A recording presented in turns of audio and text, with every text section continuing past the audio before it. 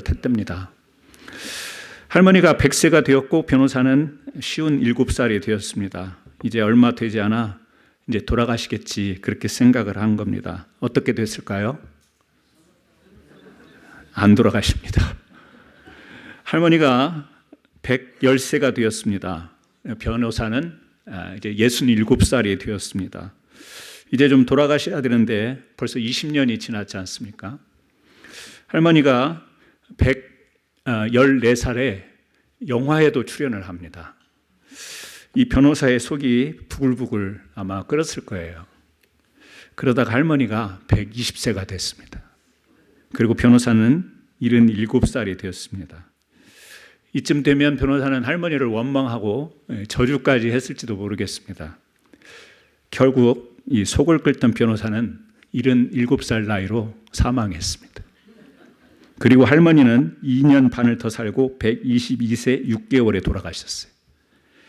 이 할머니는 최장수 기네스북에 오른 잔느, 이 깔맹이라고 하는 할머니, 아직까지 이 기록이 제가 기억하기로는 안 깨진 걸로 알고 있어요. 122세 6개월 사시고 돌아가신 이 잔느 깔맹 할머니의 이야기입니다. 이 변호사 얼마나 억울할까요?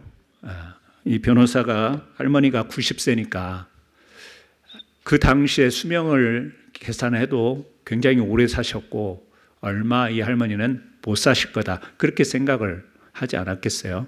그래서 그런 할머니가 돌아가시면 집을 저에게 주는 조건으로 매달 이렇게 드리겠습니다. 나름대로 당시에 어떤 상황을 다 고려해서 생각해서 계산해서 투자했다고 생각을 했겠지만 결국 요행을 바라고 한 일처럼 되어서 생각지도 못했던, 기대지도 못했던 일이 벌어지고 만 것입니다. 우리 부르던 찬양 가운데 이런 찬송이 있지 않습니까? 내일 일은 난 몰라요. 하루하루 살아요. 불행이나 요행함도 내 뜻대로 못해요. 우리 잘 알고 있는 찬양입니다. 내일 일을 모르기 때문에 우리가 성경을 보면서도 오늘 27장 1절에 내일 일을 자랑하지 말라. 또 우리 성경에서 기억나는 말씀이 있죠. 내일 일을 염려하지 말라. 내일 일을 염려하지 말고 살아야 되지만 무슨 일이 일어날지 모르지만 그렇다고 해서 어떻게든 내일이 지나가겠지. 우리도 살면서 그런 이야기를 합니다. 어떻게 되겠지라는 말을 합니다. 하지만 우리가 어떻게 되겠지라는 말은 그냥 내 삶을 포기하고 던져버리는 그런 말은 아니죠.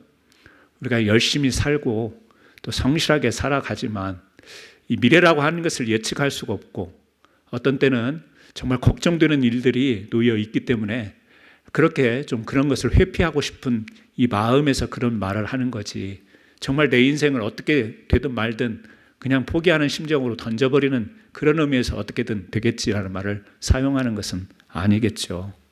그런데 어떤 면에서는 우리가 열심히 살고 성실하게 살면서도 그 내일 일에 대한 어떤 요행을 바라는 마음도 마음 한구석에 좀 있는 것 같습니다. 내가 노력한 만큼이 아니고요.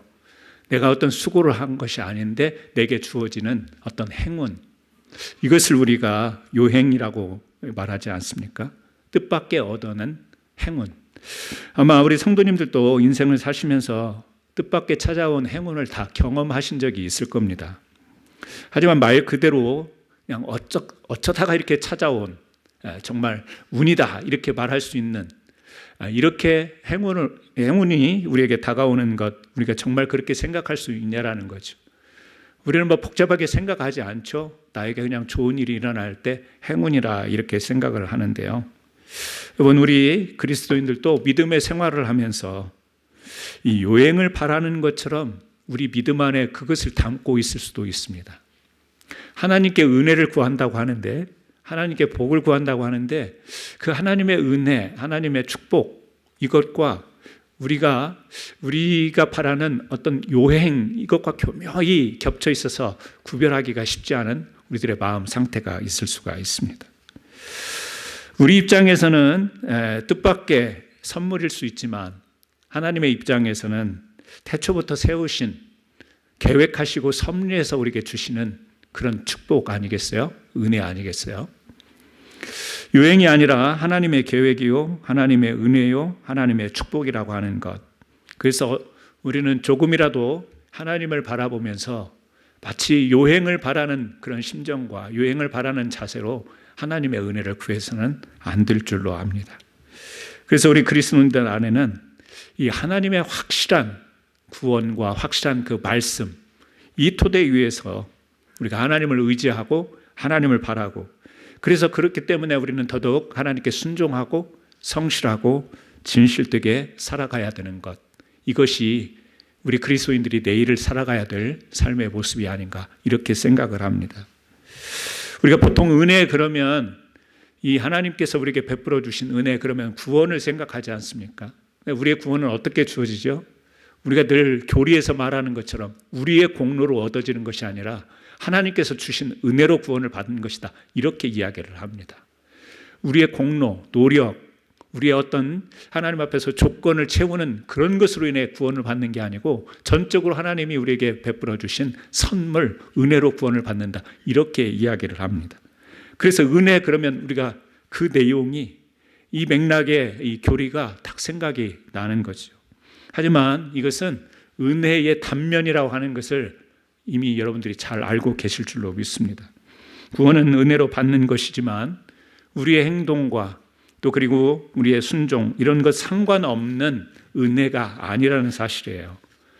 그래서 이 은혜에 대해서 많이 오해하고 있는 너무나도 많은 교회와 성도들이 있기에 많은 사람들이 이 은혜를 설명하는 내용들이 참 책들에게 많이 소개가 되었어요. 그 중에 몇 사람 것만 좀 제가 소개를 해드리려고 합니다. 어거스틴은 아우구스티누스의 은혜론이라고 하는 책에서 이렇게 이야기를 해요. 은혜는 우리를 하나님께로 부르며 우리를 악한 행실에서 구출하며 선한 행실을 하여 영생에 이르게 한다. 은혜는 율법을 완수하게 하여 은혜는 율법을 완수하게 하며 본성을 해방하며 죄의 지배를 제거하는 것이 바로 은혜다. 우리는 구약의 율법과 신약의 은혜를 생각합니다. 구약에는 율법을 철저히 지키는 신앙이었다면 신약은 예수 그리스도의 은혜로 말미암아 우리가 자유함을 가지고 귀한 이 구원의 삶을 산다, 이렇게 이야기를 해서 율법과 은혜를 대조적인 개념으로 설명을 해요. 그래서 우리가 은혜로 구원을 받았기 때문에 율법을 지키는 것처럼 막 그렇게 무슨 행위를 한다고 구원 얻는 것이 아니다라고 하는 이 교리 때문에 많은 오해를 하는데, 이 어거스틴은 그런 이야기를 하는 거예요.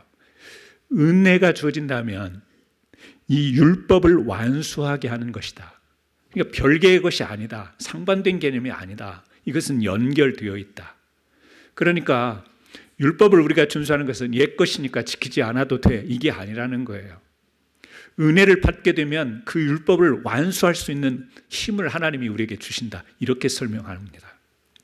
교리적으로 맞다 틀리고다를 이야기하려고 하는 게 아니라 오늘 우리가 한 번쯤 이 은혜에 대한 개념을 생각할 수 있는 말을 던진 것 같습니다.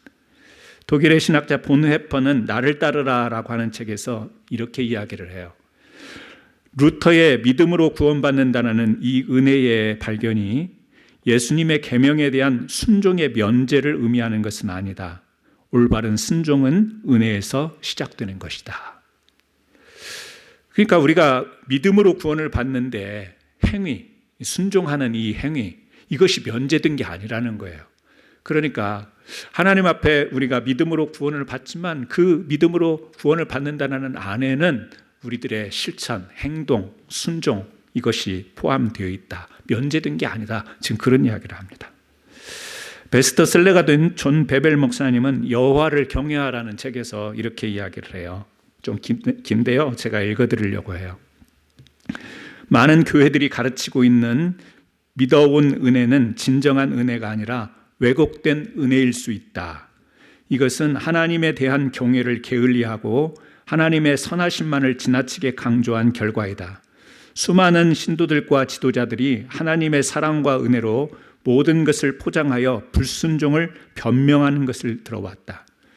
은혜는 우리 공로 없이 얻은 것이다. 그리고 그것은 덮어주기는 하지만 은혜는 우리가 하나님의 권위에 순종하고 경건한 삶을 살도록 해주고 능력을 준다. 우리가 은혜는 선물이고 하나님께서 우리에게 거저 주신 것이고, 자, 그렇게 은혜를 생각할 수 있는 우리에게 은혜의 범위는 거기에 머무르는 은혜가 아니라는 것이죠. 우리가 하나님 앞에 순종하고 하나님의 사랑을 받아 실천할 수 있는 이런 삶의 영역까지 우리가 다 아우러서 은혜다, 이렇게 이야기를 할 수 있는 것이죠. 그래서 저는 이렇게 좀 정의를 해보려고 해요.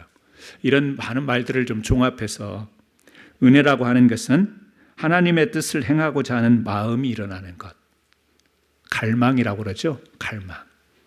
하나님의 은혜가 우리에게 주어지면 하나님의 뜻대로 살고 싶은 마음이 일어나는 것, 저는 체험했거든요. 여러분도 체험하셨죠. 그걸 우리가 쉽게 이야기하면 갈망인데요, 영적인 갈망이 일어나게 되어 있습니다.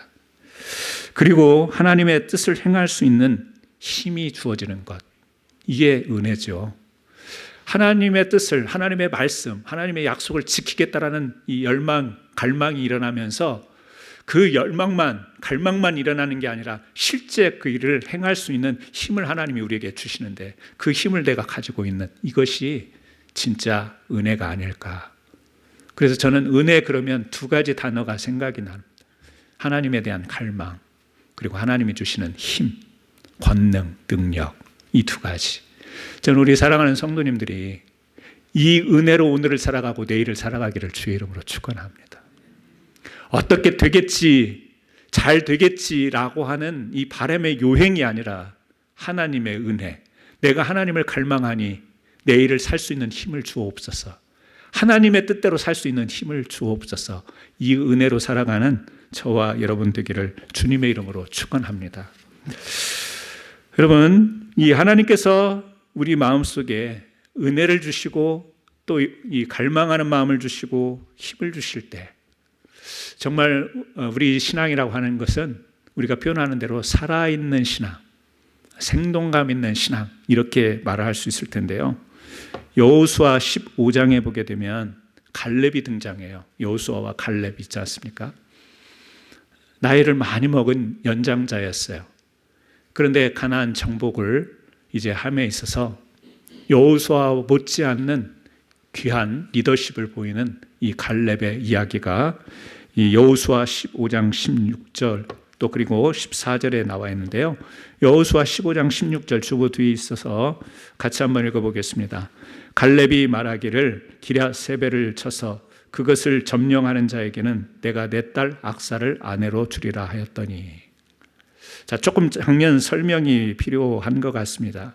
이 기랴세벨이라고 하는 것은 어떤 성인지 정확히 알 수는 없지만, 이 책들의 도시 기랴세벨이라는 말이요, 책들의 도시라는 뜻을 가지고 있습니다. 그냥 추측해보건대 책이 있으면 뭔가 정보가 있고 지식이 있을 것 같아요. 그러니까 그 당시에 아주 중요한 그런 요지가 아니었나 이렇게 생각이 되어집니다. 그런데 갈렙이 이곳을 지금 정복하려고 하는 거예요. 정복을 하는데 그 땅을 꼭 정복해야 되겠다. 그래서 함께하는 무리들에게 하나 약속을 거는데, 그게 뭐냐면 이 점령을 하는데 공헌을 세우는 사람, 그러니까 뭐 기혼자는 아니겠죠. 그 사람에게 혼사를 걸어요. 내 딸 악사를 와이프로 내놓겠다. 좀 우리는 이해가 되지 않지만 이 지금 맥락에서 이해하는 것은 뭐냐면, 자기 딸을 아무한테나 줄 수 있겠어요? 자기 딸을 아무한테나 시집 줄 수 있겠어요? 그러니까 이 말은 뭐냐면, 이만큼 지금 기랴세벨을 꼭 점령해야 되는 것에 대한 갈망을 드러내고 있는 것으로 우리가 그렇게 볼 수가 있죠. 그런데 그 앞에 나오는 여호수아 15장 14절에는 이런 내용이 나와요. 갈렙이 거기서 아낙의 소생 그 세 아들 곧 세세와 또 아이만과 달메를 쫓아냈었고. 자, 15장 14절에서, 그러니까 15장 16절에 지금 기랴세벨을 갈망하면서 딸의 혼사를 내어놓고 막 갈망하는 그 앞에 어떤 일이 있었냐면, 아낙 자손은 이 아낙의 소생들, 아낙의 후손들이 살고 있는 곳을 이미 갈렙이 점령하고 들어온 거예요. 어떤 곳이었죠? 정탐꾼이 정탐했을 때 거인들처럼 보이는 이 아낙 자손을 보면서 도저히 저것은 우리가 점령할 수 없다. 10명의 정탐꾼은 부정적인 보고를 했던 그런 곳이에요. 근데 이미 거기를 다 점령을 한 거예요. 이 소문이 사방으로 퍼지지 않겠습니까? 소문도 났고 그 소문을 들은 인근에 있는 그 정착해 있던 사람들이 얼마나 놀랐을까요? 이제는 기세가 완전히 꺾인 거 아니에요? 그 가나안 땅에 있던 사람들이. 그런데 이제 계속해서 밀고 나가기만 하면 될 것 같은데, 그럼에도 불구하고 필요 이상으로 지금 갈렙은 내 딸 악사를 내놓겠다, 그런 이야기를 합니다. 이 문맥으로 봐서 이 갈렙이 얼마만큼 지금 기럇세벨을 정복하려고 그 갈망하는지를 우리가 엿볼 수 있는 것이죠. 여러분, 그렇습니다. 성경에서 어떤 전쟁의 한 대목이고 또 성경의 인물의 한 대목이지만 굳이 딸의 혼세를 걸면서까지 이렇게 갈망하는 모습. 우리가 성경을 읽다 보면 우리 흔히 말하는 이 감나무 아래서 입을 쫙 벌리고 있으면 이 감이 떨어져서 입속으로 들어갈 확률이 얼마나 될까요? 근데 실제 그럴 수 있습니다. 이 벌리고 있다가 감이 들어갈 수도 있고 새똥이 들어갈 수도 있고, 확률은 모르겠어요. 근데 우리가 그것을 은혜라고 이야기는 하지 않습니다. 내가 나무에 올라가서 그 감을 따는 수고, 떨어질 수도 있고 위험할 수도 있는데 그 수고를 하지 않고도 입을 쫙 벌리고 있는데 감이 쏙 들어왔네. 은혜다. 그건 은혜라고 이야기를 할 수가 없는 것이죠. 어떻게 보면 은혜가 아니라 그런 것이 유행이다, 이렇게 이야기를 할 수 있는 것이죠. 진정한 은혜라고 하는 것은 감히 열매 맺고 있기까지 땀 흘리고 수고하고 걸음도 주고 또 그리고 실제 얻었을 때 하나님께서 내게 주셨다라고 하는 이 고백할 줄 아는 것을 우리가 정칭해서 은혜다, 이렇게 이야기를 할 수 있겠죠. 우리가 진짜 은혜를 알면 사실은 요행을 바라는 마음이 사라집니다. 근데 우리 성도님들, 우리가 솔직히 한번 이야기하면 하나님의 은혜라고 말은 하지만 요행을 바라는 것들이 우리 마음속에 많이 숨겨 있지 않겠어요? 로또 사시는 분 손 한번 들어보세요. 못 들죠? 이게 설교상 지금 요행을 바라는 일 같으니까 들 수가 없죠. 그렇다고 뭐 사지 말라는 이야기는 아니에요. 사면 11조도 하고 또 건축원금도 하시고 저에게도 좀 선물도 주시고 저는 그러기를 바라요. 이게 뭐예요? 요행이에요. 이게 요행이에요. 요행이 우리 마음속에 많이 담겨 있습니다. 내가 수고하지 않고 내가 애쓰지 않고 그런데 뭐가 잘 됐으면 그거와 하나님이 은혜를 통하여서 내가 이렇게 애쓰고 노력하지 않아도 하나님의 선물로 주시는 그것을 누리고 싶으면 뭐가 다를까요? 다를 바가 없어 보이잖아요. 왜? 내가 노력하지 않고 내 수고가 없어도 나에게 주어지는 것이라고 하는 측면으로 보면 같아 보여요. 하지만 우리는 내가 바라는 것이 이루어지는 것만을 생각하는 것이 아니죠. 그것을 통하여서 그리고 하나님이 우리에게 주시고자 하는 메시지를 우리는 읽지 않습니까? 하나님이 이걸 나에게 주셨는데 이걸 왜 주셨을까? 우리는 그것을 해석해야 되지 않습니까? 그리고 주신 것을 어떻게 감당하며 살아가야 될 것인가? 계속 후속적인 이어짐이 있지 않습니까? 요행과 은혜는 그래서 구별이 되어지는 겁니다. 그래서 은혜라고 하는 것은 내게 이런 것이 주어졌으니 너무 좋다. 운이 너무 좋다. 나는 운빨이 좋아서 이렇게 생각할 수가 있습니다. 지난주에 혹시 여러분 칩스 경기를 보셨나요? 기억 못 하시나요? 보신 분 중에? 다 진 경기를 상대편이 잘못해서 이긴 경기였습니다. 그런 걸 보고 참 캔사스는 운도 좋다, 이런 말을 합니다. 스포츠 경기지 그 이후에 무슨 해석이 필요한 게 아닙니다. 왜 상대편 잘못 찼을까? 왜 거기에서 각도를 또 발을 그러면서 계속 후속적으로 분석하면서 고민하면서 적용하면서 그렇게 살지 않습니다. 뭐죠? 지난주에 게임 지난주로 끝나고 벌써 우리 기억에 사라지지 않습니까? 그냥 게임이고 즐기고 끝나는 거예요.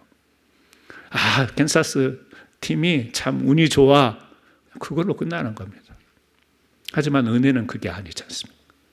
은혜는 이례적인 게 아니에요. 계속 이어지는 것이기 때문에.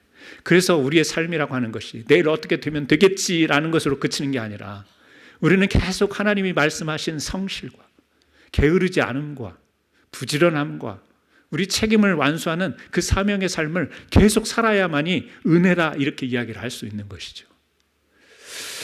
오늘 그림 하나를 보고 말씀을 마치려고 합니다.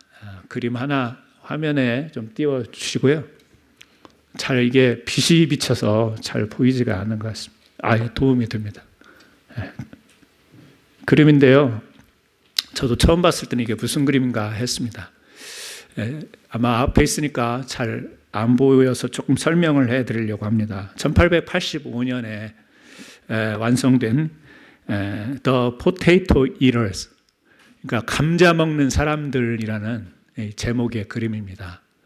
지금 우리 눈에는 보이지는 않지만 천정에 보면 호롱불이라고 해야 되나요? 무슨 불이 하나 달려 있고요.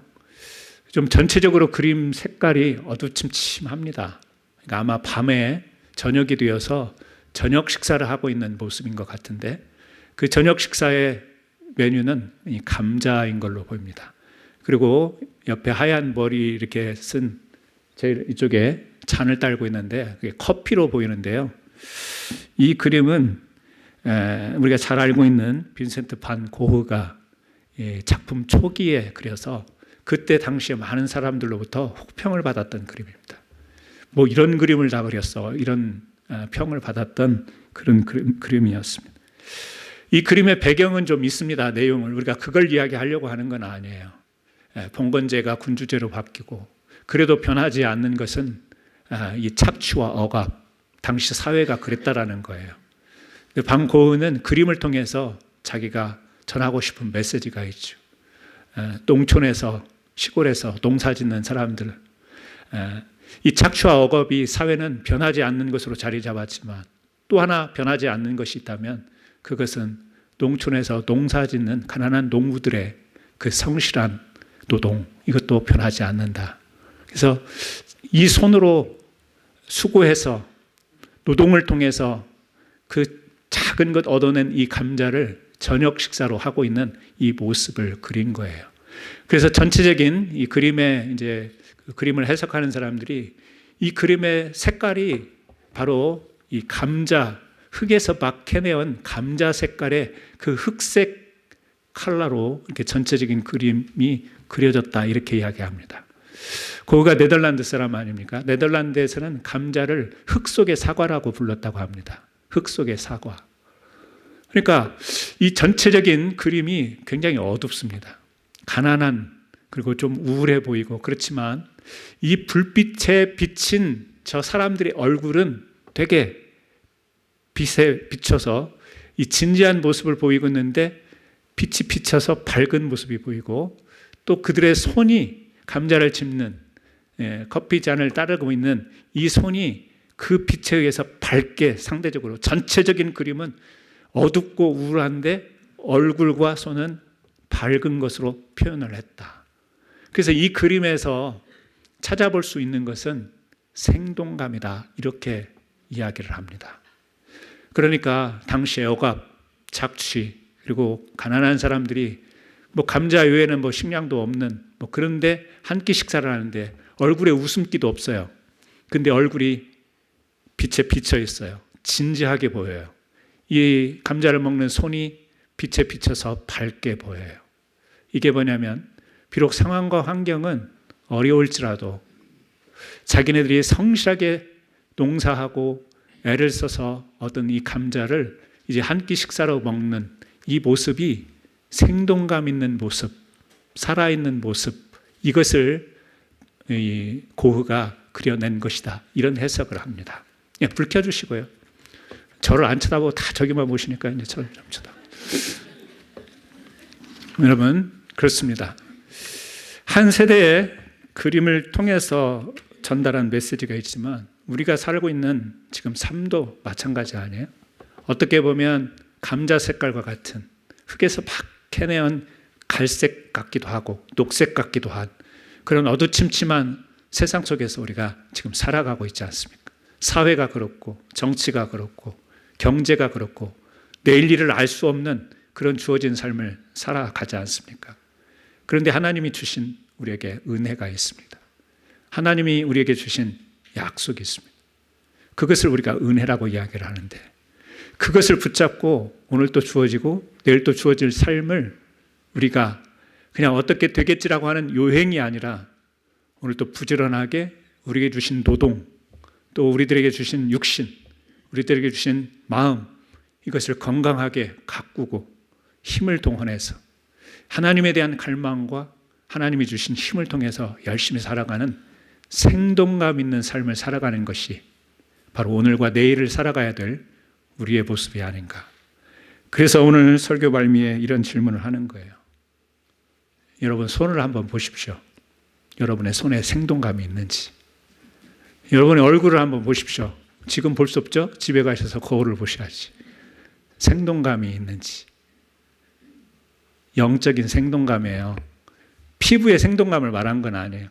피부의 생동감은 수술하셔서 고치세요. 그거는 막 약을 쓰든지 주사를 맞든지 그렇게 고치세요. 저는 그거 나쁘다고 생각 안 해요. 근데 영적인 생동감이 있지 않습니까? 영적인 생동감. 하나님이 주신 이 힘의 손인데 생동감 있나? 우리 얼굴에 생기가 있나? 우리 심령 속에 지치고 피곤한 삶을 살아가지만 정말 우리 안에 생동감이 있나? 하나님께 은혜를 받은 자들은 생동감이 있는 줄로 믿습니다. 저는 오늘 여러분 볼 때 여러분의 얼굴에 생기가 보여요. 할렐루야. 네. 죄송하지만 할렐루야 손 한번 이렇게 한번 들어보실래요? 제가 한번 볼게요. 할렐루야. 네. 제 손 보이세요? 네. 제 손 보이세요? 생동감 있어요? 네. 설교를 그렇게 해놨으니 아니다고 말은 할 수가 없고. 네. 여러분 오늘 이 시대에 참 어려운 시대라고 말합니다. 또 우리 성도님들 일주일 동안도 연락받는 개개인의 상황을 들어보면 참 아프고 어렵고 답답한 일들도 많은 것 같습니다. 아까 감자를 먹는 사람들 그림에서 봤듯이 어두운 배경에 있지만 저는 다시금 하나님이 주신 은혜로 여러분들이 생동감 있는 삶을 살기를 주의 이름으로 축원드립니다. 같이 기도하겠습니다. 하나님, 혹시 우리가 믿음을 가지고 하나님의 은혜를 구하면서 은혜를 구하는 게 아니라 요행을 구하고 있지는 않습니까?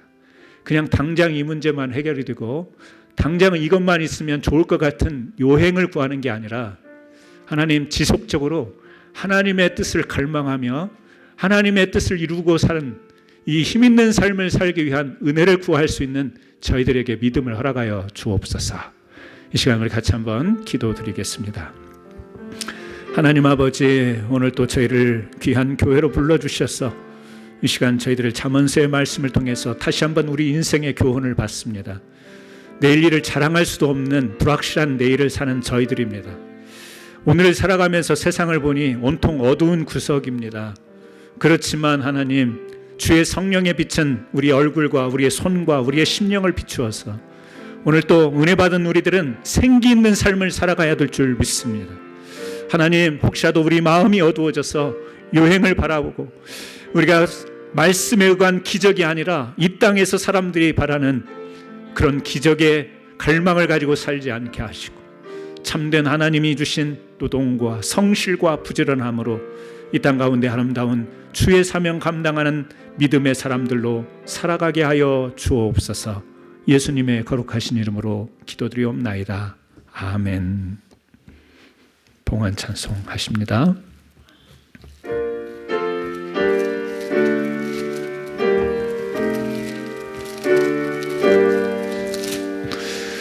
너 하나님께 이끌리어 일평생 주만